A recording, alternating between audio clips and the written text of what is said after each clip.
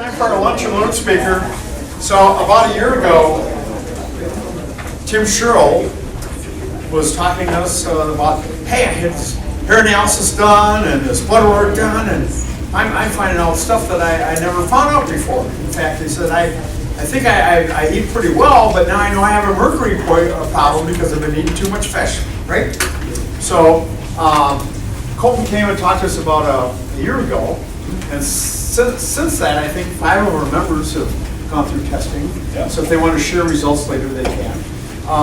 But by popular demand, you were back for round 2. So all right, take it away. Hey, appreciate it. All right. Thank you. Yeah. All right. We got about an hour, so we're going to get right to it. Thanks, you guys, for having me back. I really appreciate it. Really excited to share some information again. For those that don't know me, my name is Dr. Colton Kaminski. I'm a chiropractor. Well, 5 years ago, I've had 2 really good mentors pour into my life. Each of these guys have been in practice over 35 years and just see phenomenal results. And the grace of God, they take me under the wing and just have poured into me. And so a lot of the foundation that they laid, I'll share with you today, as far as the concepts of health and how to move you in the right direction.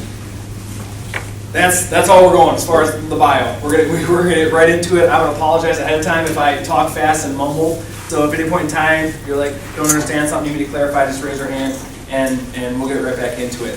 The overview of today is, some of you were here last time. I want to spend maybe half the time reviewing the concepts there because they are important.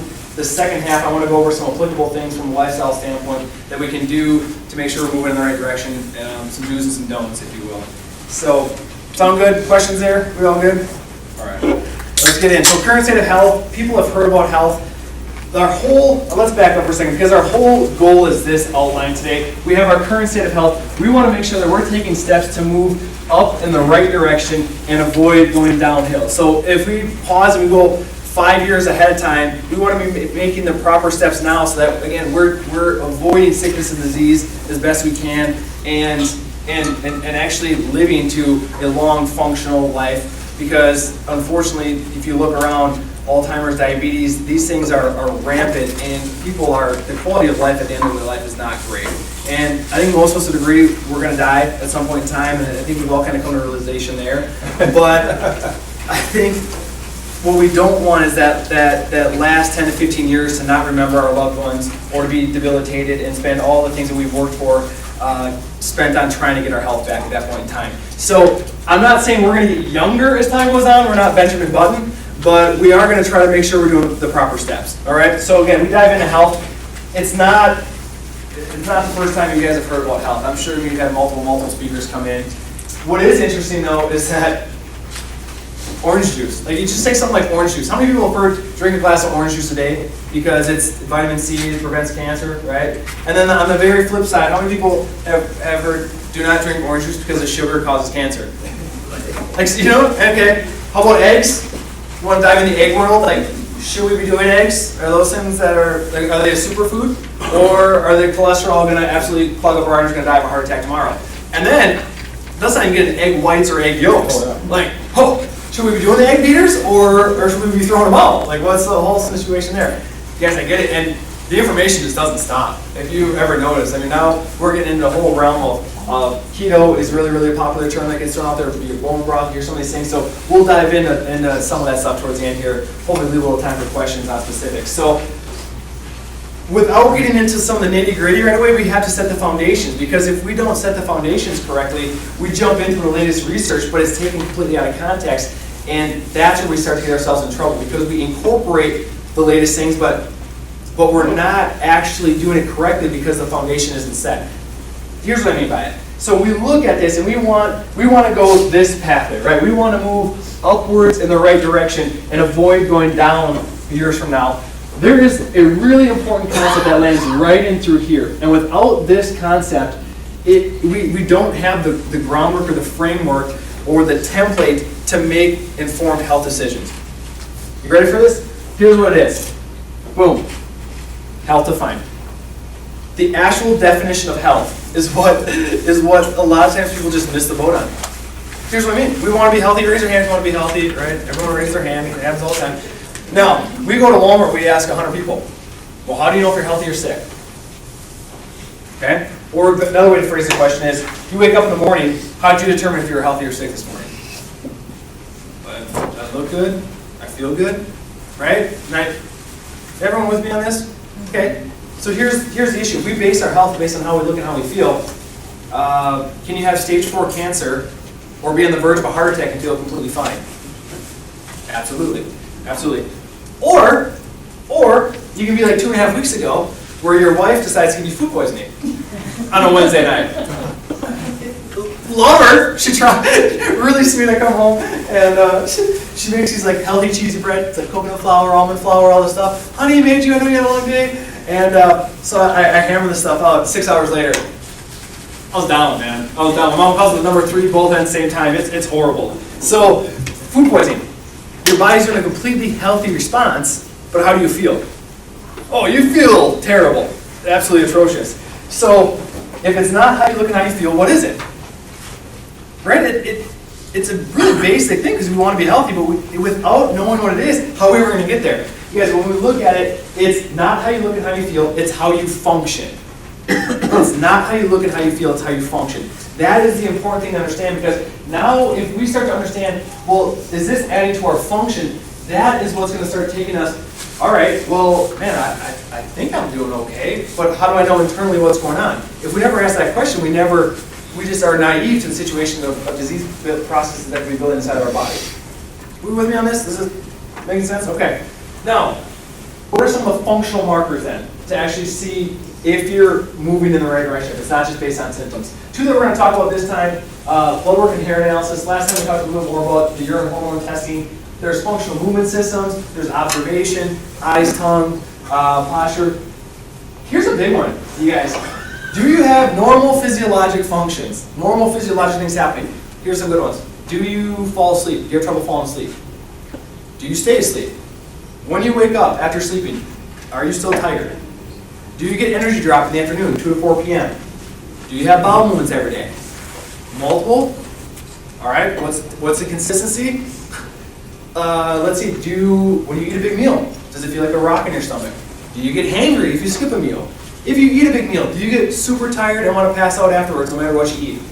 Right? Like, these little cues are just normal physiologic processes that you should be able to eat a meal and just energy just stabilize and sustain. If you get tired afterwards, or you get more energy, like you're super energized afterwards, those are indicators that something is physiologically a little bit altered inside your body.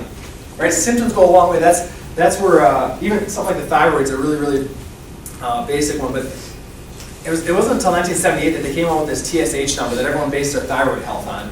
And now we have TSH and Synthroid, which is pretty much how everyone's treated with thyroid, the vast majority of them. Well, before that point in time, it was based on symptoms. It was actually based on symptoms and temperature.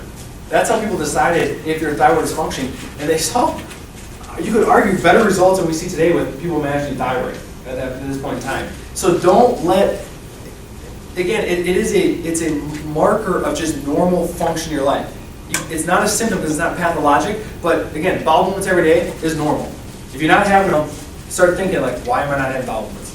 Does that make sense? So again, don't underestimate these things. Well, let's talk a little bit about blood work, because blood work it's a really powerful tool to analyze someone, because blood work is a very here and now of a snapshot of how the body is doing. And so some of the major things you want to see in blood work are, you want to see how someone's handling blood sugar, what's their iron status, what's their thyroid, their vitamin D, or something called methylation, their immune system. Those things are powerful, and you can glean that information out of blood work if it's done correctly. It's also part of the standard of care to a degree, meaning that when we've been to the doctor, people have had blood drawn, so we're familiar with the concept of blood. Many times, unfortunately, they don't run markers that can kind of give us more insight to how the body is doing, but at least they'll run something for you. We have real-time feedback. Again, it's a snapshot in time. We talked about some of the things that they can, that we'll look for in blood. Here's some limitations with it. When we look at how they're determined, when you go to your doctor, you get blood work done, and the doctor comes back, you get it analyzed, and you're going over results, they'll look back and they'll say, Jane, everything looks great inside your blood work. And what they're doing is they look through and they see, are there any H's or L's on next to the numbers that they've run? Right? Are you high or low on those things? You guys familiar? Right? You know what I'm talking about? Okay. So you have HRLs. The HRLs aren't there, perfect. Hey, you're clean bill of health, awesome, you're good to go. All right, how do they determine those numbers? That's what we have to think about. What they do is they take thousands of people, all the people in the surrounding area, and they literally run a bell curve on them, all right? And if you fall on the outside of the bell curve, that's your lab low, lab high. Couple problems with that. One, if you're skirting the line, okay, you're right here, but you didn't cross over this magical line, well, you're just going to get skimmed by when the doctor's looking at it. You didn't get flanked as high or low, so you're within normal range. Well, again, there's this huge range of what's considered normal, okay? The other major issue is that this whole line, these numbers are compared to Americans. 5 out of 6 people in our country die of heart disease and cancer. Again, Alzheimer's, diabetes, liver disease, all on the rise. Some of these chronic diseases. Guys, that's not a great situation, right? Like, you don't want to compare yourself to people that are having these diseases. So what's more of an optimal or functional range? Because at that point in time, if we have an optimal or functional range, now we can start to see trends. Do we see patterns inside of your blood work if you're starting to hover this yellow? Because we want to get to it before it gets to you, whatever it is, all right? So that's how blood work can be used effectively when we start to see some of those patterns training before the disease process is there. These are some of the markers that, like I said, we'll get run. One that we just recently added to the office that we're going to start running more and more of. I didn't have a functional marker on it before. It's called LP(a). So again, you can see these, and these are the standard iron panels and glucose and some of the stuff we were talking about. And again, notice there's some optimal ranges inside here. But like I said, that LP(a) specifically deals with cholesterol. If people are dealing with cholesterol or on statin medications, the lab marker, we use Quest. It's one of the nation's largest labs, so I'm used to their reference ranges. It might be slightly different depending on the doctor you go to and the labs you go to, as far as what they consider outside of lab range. But it's 200 right now for Quest for cholesterol. So if that bumps outside of 200, usually they want to say, okay, great, your cholesterol's high, what's going on? Maybe we need to put it on a statin medication to bring that cholesterol down. Well, and then inside of cholesterol, people are familiar with HDL and LDL. Have you heard those terms before? That's the high density lipoprotein, low density lipoprotein. Those are the bad and good cholesterols, okay? So we're familiar with that. Those are like the subsets of cholesterol. Well, inside of the LDL, the bad cholesterol, if you will, there's what's called lipoprotein(a). It's a designation. That's the one where if you are going to have issues or be concerned with the cholesterol particles, the ones that are actually going to get caught up and cause issues as far as heart attacks on the arteries, it's that number that will be high. And so that's a really, really important test. Like I said, that we have a lab range. The lab range is 75 or above, you get flagged. Anything above 50 on that one is something that we want to take a look at and make sure you're taking the proper steps to bring that number down, because that cholesterol marker in and of itself, it has value versus just the total cholesterol number of 200 and just throwing on a statin. Okay? So that's one, like I said, that's not on here, but it's an important one to understand, because, again, it's a quick side note. Yes, on statin medications, many people don't realize it's such a common drug. That's why I want to talk just a second about it, because either you or usually somebody knows on these things. What happens with a statin is that statins alter a pathway inside the liver for cholesterol metabolism. And I guess for all intents and purposes, it works. Right? You take a statin, and you run your blood cholesterol numbers down because you took the statin, right? But what we don't realize is, number one, what is low cholesterol actually gaining for us? The question has to be asked, does low cholesterol actually correlate with having less heart attacks, less strokes, less issues down the road from a cardiovascular event? Don't quote me on this number. It is something like, the only research proven on it is you have to be a male, have already had a heart attack, and have 500 people on it to reduce one. Like, that's what the actual statin, it's very close to those numbers if it's not exact. That's what's actually scientifically proven to prevent a heart attack with the statin medication. So the first question is, is lowering cholesterol a good thing? Okay, so that question you have to answer yourself. But now, to do that and you take a statin medication, it alters a pathway inside the liver, like I said, to decrease the cholesterol. Well, a side effect of that is it shuts down the energy pathway to your muscles that depends on CoQ10. All right, it shuts down that CoQ10, which is why if you're on a statin medication, you need to supplement with a CoQ10 supplement. Absolutely need to do it. And here's the bummer, if you're on it, it's expensive. A good CoQ10 supplement is expensive. And you can't just go to Walmart with this one, you guys. There was a brand there that they claimed they had 400 milligrams of CoQ10 in it. And I was with this other doc who's really well connected with this lab, and we were at this conference, and he showed me the paperwork on it. He's like, they claimed 400 milligrams. He's like, 400 milligrams CoQ10 for the price point? He's like, I can't even get that, like, close to that in my office. Like, this is astounding. They sent it to the lab. Guess how much CoQ10 was actually in the supplement? 49 milligrams. 49 milligrams. They claim to have 400 milligrams on the 400 milligrams per capsule. 49 was actually inside there, which brings up the whole second thing. That's why supplements and all this natural health world, that's why it can get a bad rap, because there really isn't that much regulation, legislation on this stuff. As far as like, you just slap a number on there, and you have to know, you do your due diligence of knowing where that supplement comes from. Is the company legit? Did they harvest the material the way they should? Did they process the material the way they should? That stuff has to be in check. Integrity is a big thing inside there, and it's $1 billion industry. So some people now, if you Google or anything, you'll see natural supplements, all these things come up. And just because it didn't work, don't automatically blame that it was a supplement. It might be the quality of what's actually inside there. Because if you think you get 400 milligrams CoQ10 and you're getting 49, you will not see the same physiologic benefit. Okay? Rabbit trail. I'll try not to go out too many of those for you. All right. Let's keep rolling though. As far as that was blood work. Any questions on blood work? Any particular things anyone wants to bring up right away? No. Let's dive into hair. Hair. So as blood was a very here and now snapshot in time of what was going on, hair is more of a 2 to 3 month average. It's more of a what's your body been up to the last couple of months. All right. What we can tell are toxic metals and minerals on a cellular level. In blood, if I were to run your blood calcium, that just tells me how much blood is just kind of floating around inside there. It doesn't actually let me know how much is getting pulled in and used by the cells. Okay. The one difference is people might have heard of red blood cell magnesium. If you get a blood test done and they check red blood cell magnesium, that will give you an indicator from a blood standpoint how much magnesium is getting into the cell. But most of the minerals don't have that ability to do that. Okay, so a hair offers it a little bit unique insight because again, it gives us on a cellular level how your body's utilizing these things.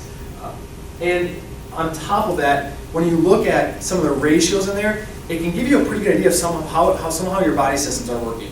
For instance, when you look at a hair, we'll pull it up in a second. I have an example, and we can go through some examples of that. The problem with it is that depending on the lab you go to, you'll get completely different results. And I think they did it was like a 2020 thing on hair back in the day, or a Dateline, one of those. And they took this whole human hair and pet hair, and they put it in a bag, and then they sent it to a bunch of different labs, and all the results came back different. There's multiple reasons why this is a problem. When you do hair analysis, you have to take specific samples of hair and do it consistently so it can be congruent and reliable results. Then once you have the proper sampling technique and you actually take the appropriate samples, then what you do is you have to send it to 1 or 2 labs in the country that doesn't wash the hair before they sample it. So it's different from our washing. It's not like you take detergent and Head and Shoulders and wash the stuff out. Many labs, what they do is they take and they'll strip it with alcohol, which can throw some of the mineral balance off. So again, making sure that the sourcing of it is there and the actual lab you send it to. Let's take a look at actual hair analysis for you. Guys, again, a pro, it's like $150 to get a hair analysis done. It's pretty cost effective for the information you're going to get from it. But let's take a look at one that you're going to see. So Tim's let me use his. Thank you, Fritz. Tim let me use his. We have his initial one here. And so this is some of the stuff I was talking about. When we look at a relationship, for instance, on the sodium to potassium, when we see this huge dip as far as the graph where it comes way up and way down, that lets me know that a certain part of his adrenal glands have a tendency to kind of fire off. So what does that mean? You guys have seen a tiger in the room, if you see a tiger in the room, you're going to run from the tiger or kill the tiger. That's a certain part of your adrenals that do that, okay? Part of your body sits back here in your kidneys, and it says, again, fight or flight, I'm going to kill it or not kill it. When we see a huge ratio like that, whether he expresses it or not, his internal physiology has that tendency to want to just kind of fire and pretend he's going to either kill the tiger or run from the tiger inside there. Now, when that happens, think about this for a second. If your body's in that mode and it doesn't have time to recover from that, when you're running from a tiger, do you care about eating a burger or a pizza for lunch? Like, digestion takes itself to the wayside. Some of these normal physiologic, sometimes vision can be altered because again, you open up your pupils and you get these, because you want to see the avenues of where you're going to go and escape or how you're going to kill this thing. well then that can lead to like light sensitivity and like brightness, and you're squinting a lot. Some of those things can happen as a result of his body constantly firing those things and those pathways. It's just something that you'll be able to pull, right, from a hair analysis. So we'll get some of those insights from it. But the big one with Tim, when we look at it, his initial one, we kind of cut him out here. This is what we're talking about the mercury. First kind of hinted at it before. So his mercury was very, very high. We had the conversation. He's like, yeah, fish was definitely in there. So we've been working on some things. So you can see 916, 8-1, we're on our way down. And then the latest one we have is from February. And you can see we're seeing a beautiful trend on the way down. When it comes to something like metals inside the body, people hear metals and they think, man, I want those things out like yesterday, right? And I get it, because metals, all right, you ready for this fancy term that really doesn't mean anything? It's called non-pathognomonic. Yeah. Non-pathognomonic, meaning that metals, they don't, you can't just point to a symptom in your body, be like, oh, you have acne, that's because of copper. You have aluminum because you have dandruff. Like, they can have a part in it, but it's not a causation thing. Like, you can't just see that, yeah, boom, that's automatically an issue. So they kind of have their hand in everything. The best way to describe it is that metals are like a virus on your computer. You can still open up your computer, Word still works, Internet Explorer still works, if you're still using that, Chrome, right? These things will still work inside there, but it's just slowed down. Everything's just kind of taking a tank a little bit. And that's what metals do inside the body. They have their hand in everything, and wherever they camp out by, it causes problems next to. So what you don't want to do is just take these metals and drive them out of the cells as fast as you can. Because metals are like the sumo wrestler, right? They're just this big clunky thing sitting inside your body, and they just jam up like they're sumo wrestler in a crowded hallway. That's what they are. They just jam things up. And what you want to do is you want to be able to take that and go in ever so slightly, grab that sumo wrestler with a bunch of little ninjas, if you will, and drag that sumo wrestler out of the building. If you go in and you try to tackle metals too fast, you take like a powerful supplement or medication, and you bring a forklift in and you pick up that sumo wrestler, but instead of driving him out the building, you drive him 20 feet down the hallway and you set him back down again. And so people feel really crappy, and they're like, man, I'm going through detox, I got this metal thing I'm doing. Yeah, you're kind of detoxing, but you're also retoxing your body because it doesn't have the proper drainage to actually get outside of it. So the whole point of why I bring that up is because it's like, dude, he's been at this thing for a while. Like, how come he's not cleared out by now? Like, that's fantastic. I don't want to be cleared out. I don't want to dump, if his body can't handle it, dump a bunch of this stuff into his system and just back him up for good. It's a slow process inside there, and that's one of the things that we're dealing with. Questions on that? Anything particular? Awesome. So where do you want to be for mercury? Yeah, you want them as full as possible. Yeah, you want them as full as possible. Same with aluminum. Aluminum, yeah, so the common sources of mercury are, you're going to have the silver fillings and fish. Fish especially, there's a form of mercury called methyl mercury. It's a very absorbable form of mercury. I mean, we're talking, if you eat clean fish and there's this much mercury inside of it, you're going to absorb 98% of it.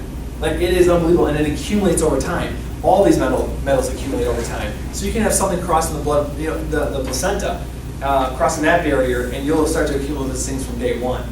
Metals, common sources, aluminum cookware, aluminum cans, and aluminum foil. Those are the big ones that we'll see. And then to a lesser degree, you'll see some of the armpit as far as the aluminum we'll put in for antiperspirants, but it's an inorganic form, so it just gets a little bit different in the body. All right, so here's the thing. When we look at it, and we look at this, gotta look at ourselves, you guys. All right. So we look at this picture. There's a few things that I have to remember. One is this whole concept, this whole graph, this applies to chronic disease. So like that's my disclaimer, my little asterisk.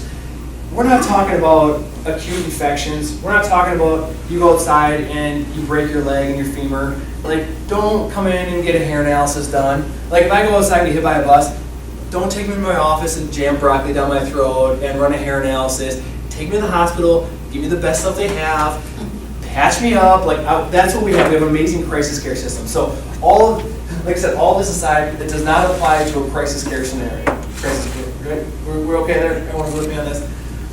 That being said, one of the biggest challenges that I've seen people kind of go in this direction once we have some information is, well, it's one of the tools we use in our office. I have I actually brought it with me, you guys want to see. I have one of the most powerful, most well-studied, I'm not sure if it's FDA approved or not, I'm not sure about that, but it is absolutely one of the most powerful tools in the office, 100%. It is radical, and compliance sometimes gets a little difficult with it. You guys ready for it? Brought it. You guys want to see it? I'm pretty excited about this one. We've been implementing it for a while. Like I said, gosh, where did I put it? Somewhere. Oh, did I not bring it?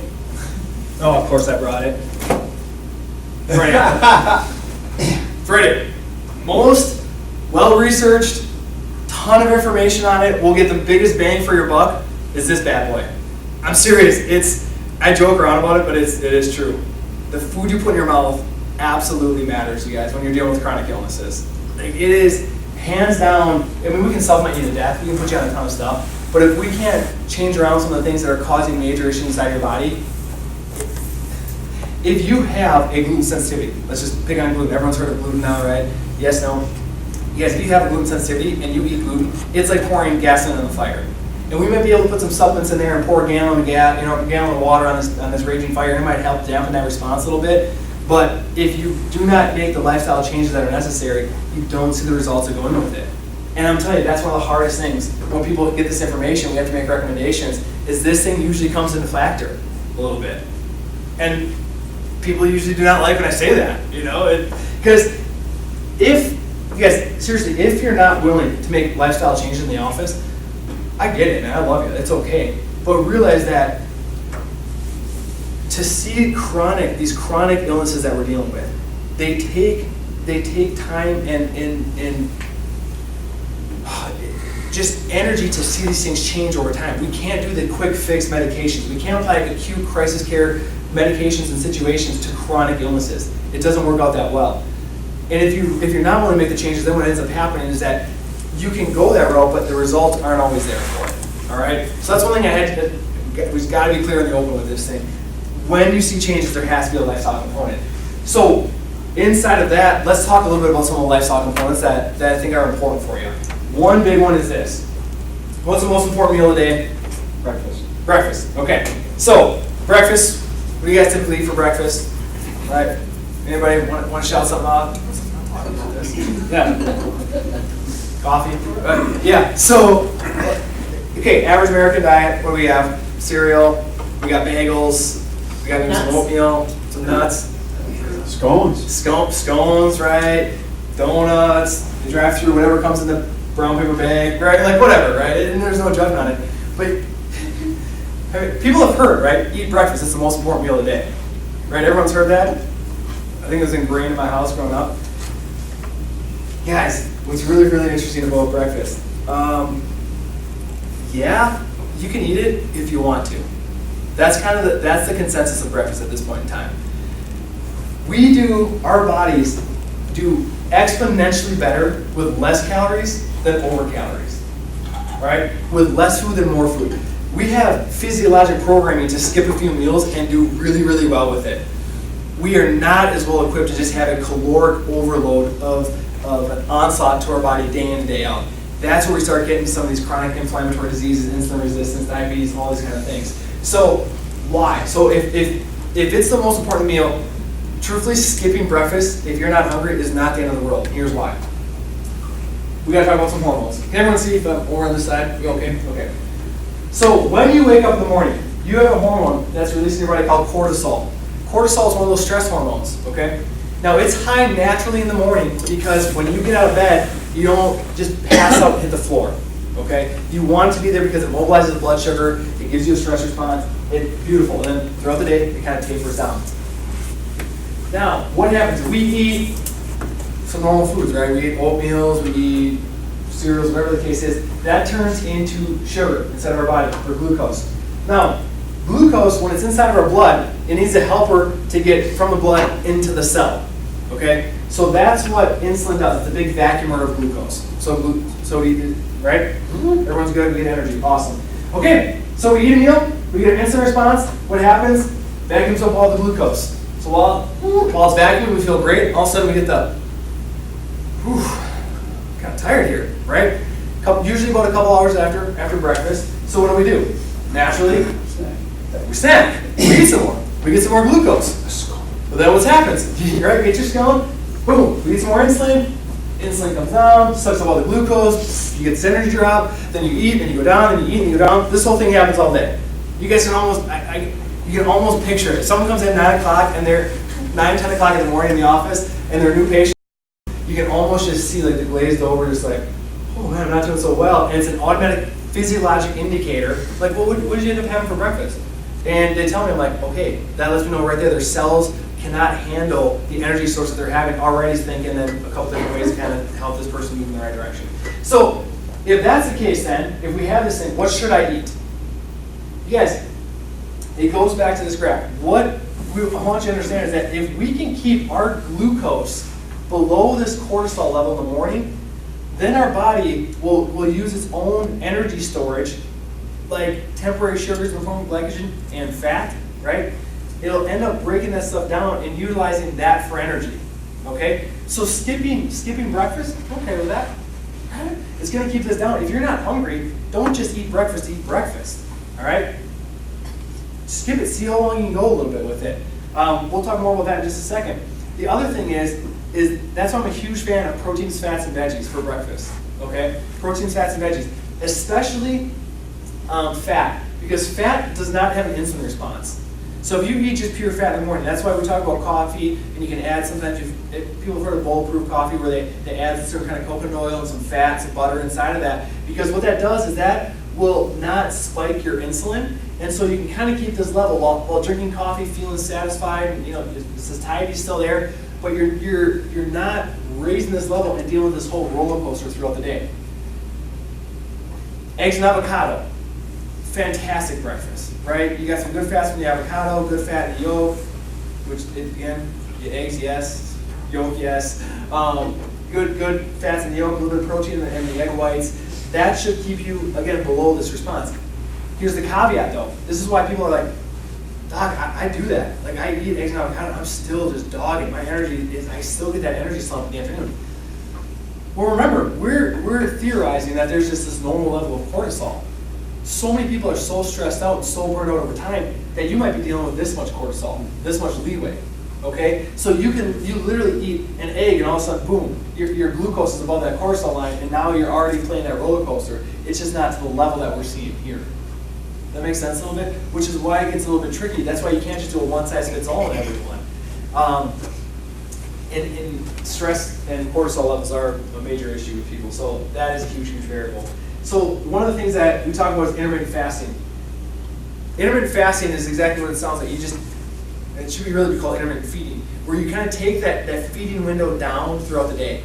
Most of the time they'll tell you get between 6 to 8 hours a day. Here's the caveat. If you're a female, you have to be just more careful in general. If you're a female that gets hangry, I would not recommend it. And not from like a joking around like they're gonna flip out and kill people. But I'm talking from a standpoint of physiologically, your body just can't deal with it. You need some work on those adrenals. You need to make sure that you're eating protein probably every 2 to 3 hours, staying consistent to help your body manage that stress level a little bit so your adrenals aren't the one taking the burden on it the entire day. So, but for most guys, if you are insulin resistant, if you get your blood work done and your glucose levels are naturally high in the morning, above 100, you'll probably do really well with intermittent fasting. And I would highly recommend it to give it a try. And you don't have to go right into the 16 that, fasting for 14, 16, 18 hours. Just fast. If you eat every, you eat at 8 o'clock at night and you wake up at 6 and you eat right away, well, try pushing it to 12 hours. Wait till 8 to eat, And then if that's okay, then wait till 9 to eat, wait till 10 to eat. Eat when you're hungry, but just wait until you're hungry is the key, okay? And you can sort of modify that with if you do the coffee and fat, because again, you're not going to get the insulin resistance or the insulin spike that's going to happen with it. You're technically still breaking your fast, but from a hormonal standpoint, you'll get the results that you want. And a lot of times it's a little bit easier for people to make that change from a lifestyle standpoint. Because that's the other part of this whole situation, is that I can give you all this great information, stuff that we'll go through with people, but if it's not implementable and you're not going to do any of it, guess what change that makes in your life? Zero.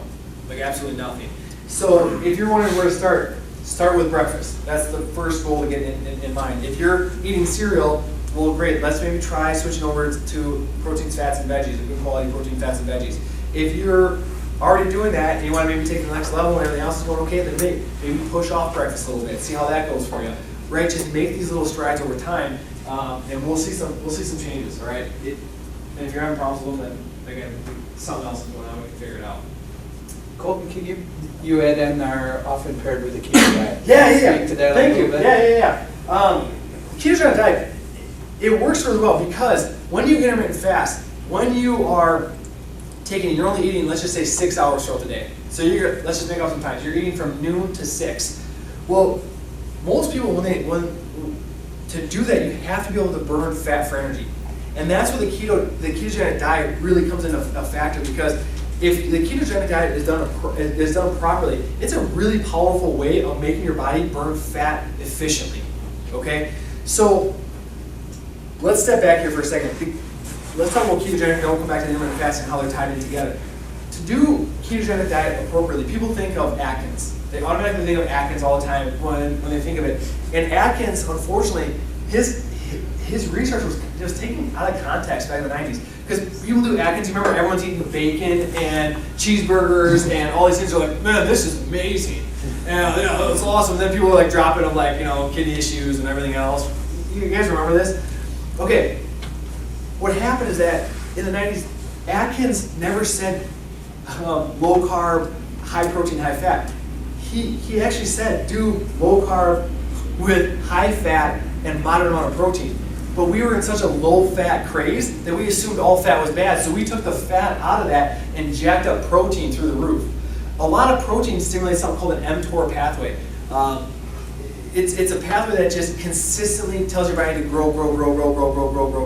You don't want that always on. You don't want that mTOR pathway always on, because everything always growing and never just repairing and never sloughing off old dead cells sounds a lot like cancer, right? We have uncontrolled growth, and again, nothing is telling your body to, hey, limit, clean up the debris that's here.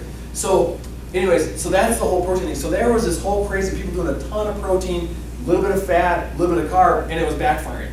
So now we fast forward, we're getting a better idea now as far as ketogenic. What it means is, yes, higher fat, most of your calories are going to come from fat, good quality fats. You're going to have a moderate amount of protein, enough to sustain your lean tissue mass or lean body mass, and then your carbs pretty much come from vegetables, right? Like that's the primary source. And when taking that proportion, what that does is that forces your body to start to burn fat efficiently, okay? Because your body can have sugar for energy in the form of glucose, or it can have fat in the form of ketones for energy. Well, we're so used to eating all the time in our diet that we burn sugar really, really well. Like we're sugar burners, man. Like our body's doing it really well until you get diabetes or something else, right? But for the most part, our body's programmed to run sugar. You take over here, we're not real well at burning fat for energy because we've never forced our body to burn fat for energy. So with ketosis, the ketogenic diet, what you're doing is you want the goal to burn fat for energy. That's why people feel good. That's why they can have this endurance. Well, that's where intermittent fasting comes into play, because it's forcing your body a period of time where it doesn't have carbs, and it's forcing your body into that burning fat for energy mode. So a lot of times people will do that, and then when they do eat inside that period, they continue that fat burning mode with the ketogenic diet because, again, they're eating high fats, moderate amount of protein, and a little bit of carb in the form of vegetables. So all day, their body is just this high performance machine, just kind of getting to burn fat for energy. The goal isn't to be on ketogenic necessarily the rest of your life and be like, man, I'm a fat burning machine. The goal is really called metabolic flexibility. What that means is that if your body's presented with fat for fuel, great, it burns it, no problems, no questions asked. If your body has sugar available to burn for energy, it should be able to kind of jump ship, go over here, burn that sugar for energy, and not have these crazy fluctuations or cravings or emotional reactions that go with it. Does that make sense a little bit inside there? So again, it can be beautifully paired, especially if the ketogenic diet is done correctly, inside certain parameters. But the biggest thing, if you guys are considering that, is again, be careful, females. Again, when you intermittent fast, it can throw off the LH and the FSH spike a little bit inside your body. So just be careful there with it. And again, if you have adrenal issues, some thyroid issues, those things, just be cautious and use some wisdom when you're going through. All right? Does that help a little bit? Good. Thank you. Absolutely.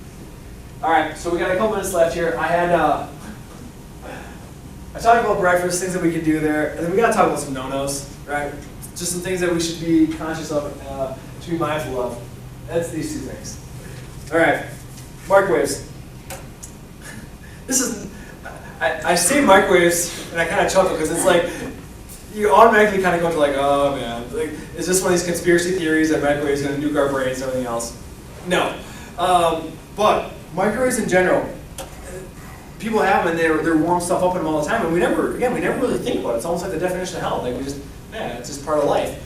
Okay, if you are microwaving things, we have to realize how microwaves work. They take the water molecules inside your food, and it literally just spins those things in a tremendously fast fashion that it can heat up the food from the inside out. And it just, you go from boiling water in a minute or whatever it is. You can heat up your leftover in 25 seconds, and it's good to go.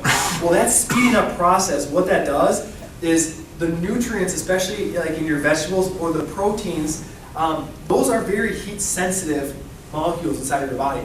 And so once you start spinning that stuff up, you are just literally like, it's like taking an axe and just chopping every like nutrient in half. Well, worthless. It just wrecks them. So they've actually looked at it, and by the time you eat broccoli that's been nuked, it's like 90% of the nutrient values go off of it. It'll still taste great. Don't get me wrong, it's not going to necessarily alter the flavor, but if you're looking from a nutrient density standpoint, it's going to alter that. Same thing with proteins. Proteins have like this lock and key mechanism inside your body. The interesting thing about it is that the protein has a specific shape. And so if you ever heard this, like, it sees this shape coming in, it fits into the nice door, and then that opens up into the cells, and then things happen in the cells, and you have this whole host of things happening inside your body. Well, that shape gets altered. That's what's called denaturing of the proteins by heat. So you can denature the proteins inside of them when you're using the microwave. So again, you can do it, but I'm telling you, if you can, don't.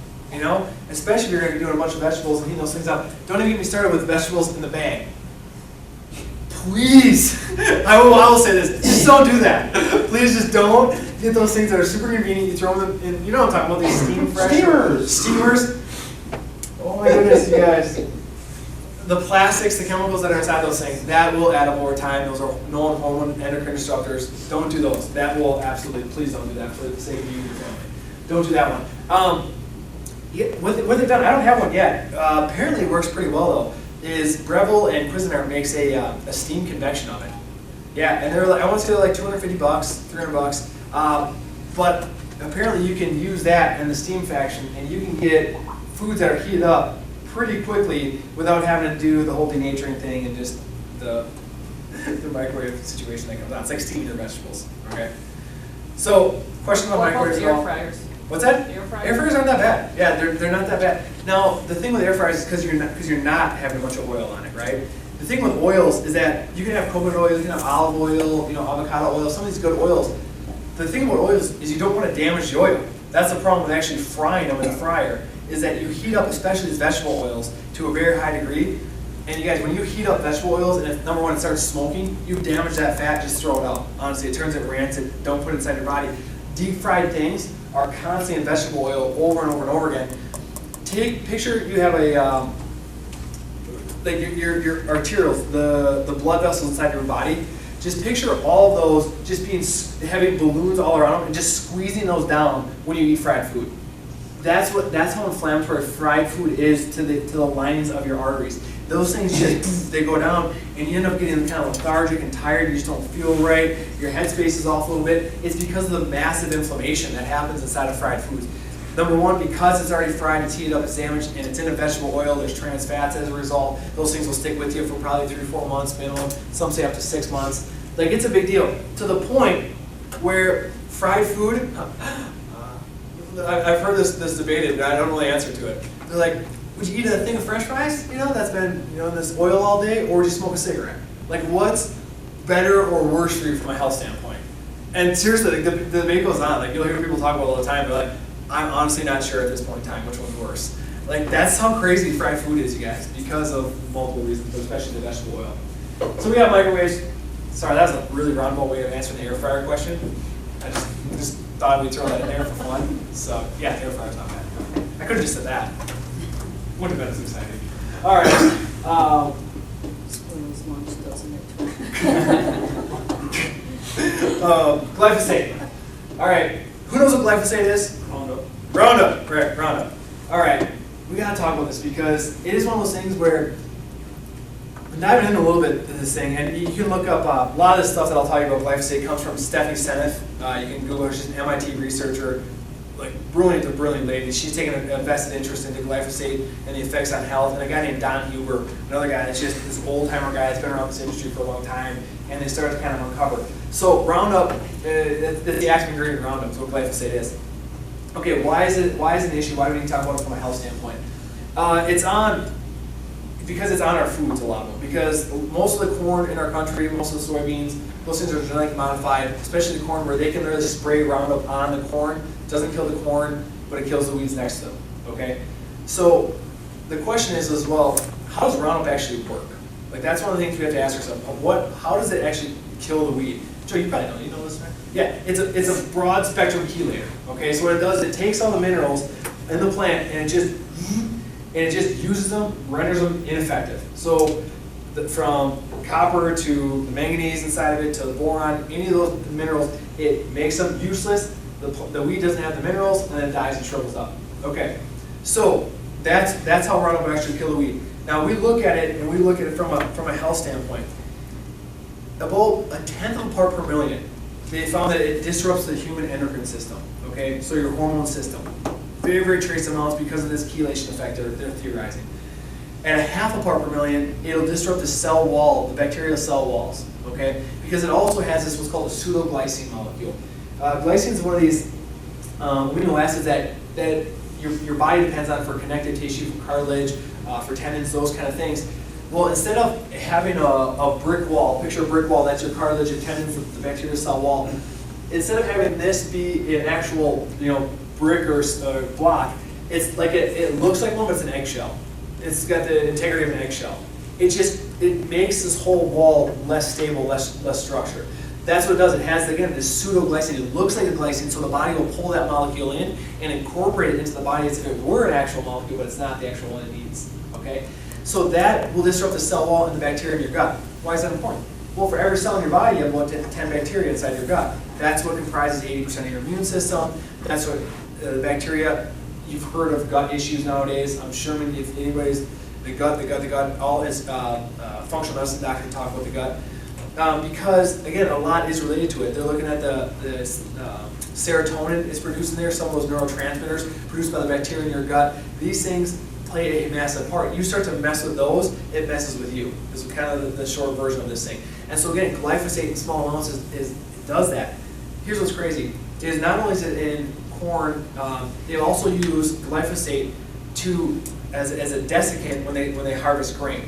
So they'll take it, they'll spray a bunch of the grain before they harvest it because it dries it out, makes it easier to actually process and pull off and do the grain. So they'll spray it on, and then here's why it matters. Because the FDA allows certain foods to be sprayed up to 400 parts per million. So at 1/10 of a part or 1/2 part per million, it has known physiologic effects.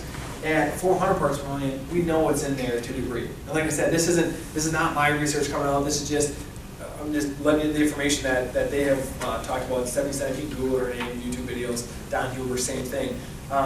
Pretty powerful stuff. And again, it's hidden everywhere. And you look at it, this is causing a bigger issue on a global scale because not all the Roundup hits just the soil or hits the weeds. It also hits the soil, and what that does is it's binding the minerals inside the soil. So we're dealing with more nutrient depletion as well. And so they try to put some of the synthetic fertilizers back in to get some of that back in from a mineral standpoint so our crops can grow, but that stuff is still inside there. And in 2004, I believe it was, they actually patented glyphosate as a broad spectrum antibiotic. Well, that's a huge deal. Yes, a broad spectrum antibiotic. We're worried about going to the hospital and antibiotic resistance in hospital and having these super bugs when we go in. I'm literally going to make up these numbers, so do not quote me on these things. But it is something to the effect of like 30 million pounds of antibiotics go into the medical community a year. It is like 200 million pounds of glyphosate gets sprayed. Like it is, when I heard those numbers, there was like a drastic difference. And to the point where I'm like, man, if we're worried about antibiotic resistance, what are we doing worried about the medical community, man? Those things are, at least if they're done correctly, can be very powerful, save someone's life. we're spraying our fields and everything else, and the bacteria in there are becoming like superbugs. To even in the south, the weeds are becoming resistant to glyphosate, just like the bugs are, the weeds are. And so in the south, they use dicamba. It's a different, now more powerful pesticide that they genetically altered to do the same thing with cotton at this point and soybeans down in the south. And that comes straight from a patient who's in the seed industry. She was the one filling me in on this information where they're with the weed resistance in the south and dicamba usage. And so again, why is that important? Well, if they're spraying cotton with dicamba and they're not able to strip off all of that inside there, another chelator of these minerals, well, also we buy cotton, and that's like on our skin all night, sweaty and nasty in it, right? Like that whole thing. Well, what gets put in your skin gets absorbed to a small degree inside of your body. So organic cotton becomes a little bit more of an issue for us, especially for our son. Little babies, like these guys are delicate. So those are two of the things, like I said, I at least want to bring to awareness because they add up over time. That's the thing with especially with glyphosate, is that it will add up over time. If you're using microwaves and you're just constantly killing the nutrient value inside of your foods, well, your body's going to be depleted. It's going to have deficiencies over time. So just figure out other ways. Look at organic. Organic doesn't always mean it's better, right? It does not always mean that. Unfortunately, there can be people that take advantage of that situation as well. And you gotta be careful because things will say, this is crazy, especially in grain. It says organically grown. Okay, awesome. That means they did everything else fine. They grew it in organic soils and all that stuff. But then they processed it with glyphosate at the end. It wasn't harvested organically. So there's little things that they'll do like that just it's kind of unfortunate. But another note on that is that, remember, any of the meats that you guys eat, you have to think about what they ate. Right? So if you're eating beef and the beef is fed corn that was sprayed with glyphosate and there's trace amounts of glyphosate in there, that will accumulate inside the meat, which then you will get through the food chain. So really, really important thing to remember as well is that spend the money and spend the time finding out where your meat comes from. That would be an absolute recommendation that I could make hands down. Spend the time and energy to figure out where your meat comes from, because some of those plants are quite nasty, and some of the stuff that's fed, and you will eventually absorb those things. All right. So we have a couple minutes left. Any questions? Anything we want to elaborate, talk about, chat on anything? Any particulars? Yes. Okay. So LDL A. LP little a. Okay. They say the A is fluffy, cotton candy type. The B is hard, rock hard, and inflames the veins. Yep. Pretty much. I mean, and then that's what starts the buildup of. Yeah. So is it the hard, the LPA, fluffy one that gets stuck inside there? Might be reversed. I always get those two honestly reversed as far as which one's the actual one. But I know it's the LPA that will actually cause the damage. There is the predisposition to cholesterol being high in the first place is inflammation. It is absolutely inflammation. So how you're going to bring down LP little a in the first place is by getting the inflammation down. Yeah. So that's where there isn't a drug yet for LP little a, and even if there was, now we have less of that going around. But even if there's less of that stuff getting caught in, you don't want it to have an environment, an inflammatory artery or vein for it to get caught in the first place. That's why if we take it out of context, we're going to lose the efficiency of it. But high amounts with high inflammation, not a good situation. No questions asked. That is the risk factor. And also omega-6 Yeah. is the big high. You have 3 that's de-inflammatory, omega-6 is high, and it's this combination that they're saying is. Yeah, so here's the thing with omega-6 and omega-3 is that different parts of your body depend on different ratios. So there's no automatically great ratio. For the most part, if you're taking it in a natural source and they haven't altered it in any way, it's usually a pretty safe bet that most tissues are going to be able to break it down and utilize it effectively. You do need omega-6s.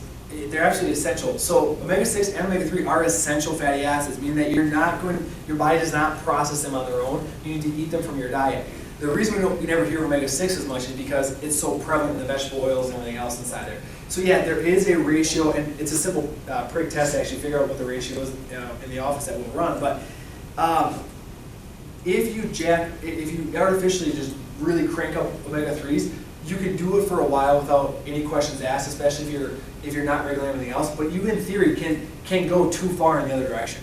It happens very rarely, but you can go too far, which has too much fluidity, and your body doesn't have the integrity, and your blood gets too thin, you get bloody noses, and your body can't mount the immune response that it's supposed to. Because inflammation, in the right form to the right degree, is supposed to be inside your body, right? You fall off your bike, get scraped in the skin, like that inflammation needs to happen so it can protect that area, get rid of the infection, do what it does for healing and repair. But again, it's when it's out of control and out of balance inside the area, that's what becomes the issue. So, yes, so usually if there's inflammation, people, because they're so deficient, and we can assume that balance is off, increasing fish oils, turmeric, right? Curcumin is the active form of that, is a great way to go. Ginkgo is actually another good way to kind of help diffusion as far as into the blood. Another one that we're looking at right now is just it's a generalized inflammatory with castor oil and some other stuff inside there as well. Yeah, to help decrease that area. Yep. And here's the reality too. We talk about these things. The fork, man. The food you put inside your mouth absolutely matters from an inflammatory standpoint. That's probably the number one thing. So, yes. Talked a little bit about gut health. Yeah. What's your thoughts on probiotics? Probiotics. Yeah, probiotics are there. Like them. Here's the reality. They're a fairly expensive supplement, right? To get a good quality one. Probiotics, we'll take them, and we have some in the office that are 12 strains. We can guarantee 25 billion, CFUs at ingestion. Your gut has 15,000 species of bacteria inside of it. So even the small amounts that we're getting isn't going to be as comprehensive. So we'll use them for a while, but seriously, the easiest and the best source of a probiotic is fermented vegetables. If you can get your hands on a raw sauerkraut and you eat 4 or 5 tablespoons of that a week, like, you're going to get a whole host of probiotics inside there. And again, now we start talking about opportunistic pathogens inside the gut. Like, we should have certain yeast inside there, we should have certain this inside there, but any of those become out of balance, that's where the issue comes into play. And the other thing is, now if you've heard of SIBO, small intestinal bacterial overgrowth, so people will take probiotics, but if you get gasiness, bloating, and you feel atrocious after taking them, then what happens is that the bacteria are in the wrong spot in your intestine, and that's a specific way to address those things. So most of the time, yeah, probiotics are not going to hurt anything, from a relative money where you're going to spend it, time and energy, may or may not be the biggest bang for your buck. But again, I'm usually not opposed to them, So Colton, when you mentioned sauerkraut, Yeah. what do you buy in the store, canned or bagged or frozen? So usually in the store, because they don't like live cultures in there, they're going to pasteurize that, right? They're going to, at least to a degree, take some of the edge off the live cultures. So I've heard it said that you'll still get some of it in there. The easiest thing is brining your own cabbage and letting it sit there and do the whole. I know it's actually quite a disgusting process when you look at the mold. So I got this this jar that takes the mold off it, so you don't have to deal with that. It worked, but I just again, you're about 3 degrees of separation. Finding someone who's gonna ferment vegetables, finding someone who grows eggs, and finding grass-fed beef. That's what I found. Like, if you start asking around, it doesn't take that many people to ask before you find someone that usually does this kind of stuff, and then just get it from them. That's just someone who's doing their own kraut. Exactly, because nowadays on YouTube, everyone's doing something on that, right? Like, it's not that hard to figure out how to do this stuff and do it. It's just if people have the systems in place. Yeah. How about bottled water? Yeah, bottled water. On the scale, it's probably mid-scale, right? You got your low water as far as your tap, or just completely raw, unfiltered. Your best is a spring-fed water. Good luck trying to find good springs anymore, right? So it's probably in the middle. You talked about the vegetables in the bag, which I really like, so I'm kind of. I know. Sorry about that, man. That I know. But bottled water it is. I mean, my family drinks a ton of bottled water. Yeah. You look around the room, everybody has bottled water. But then you hear these where plastics are basically getting into the water. So that's just. So yeah, you will to a degree, especially if it's on the sun, you'll leave some of that plastic. It has to get heated up for it to be a huge issue. Usually the plastics is kind of the rule on that one. That's why I'm not overly concerned. But yes, if your family, if you're doing something all the time, for instance, I had this AeroPress, right, for coffee, and I was like, man, this thing's amazing. And then I can't do it, because you're gonna put boiling water inside of a plastic thing. I'm like, and I want to do this every day. Like, even if it says it's BPA free and everything else, I just don't sit right on it, so I have to go to class, Certain things like that, if you're going to do something every single day, and it's not that big of a deal to shift out to doing something that like is glass or stainless steel, those things, make the shift, because those little things over time will add up. That's probably the best advice I can give you. If you're just doing it every once in a while, don't worry about it, Again, make it easy. All right, I think that's it for time, guys. Hey, thank you so much. Appreciate it. I'll stick around for a couple of minutes after.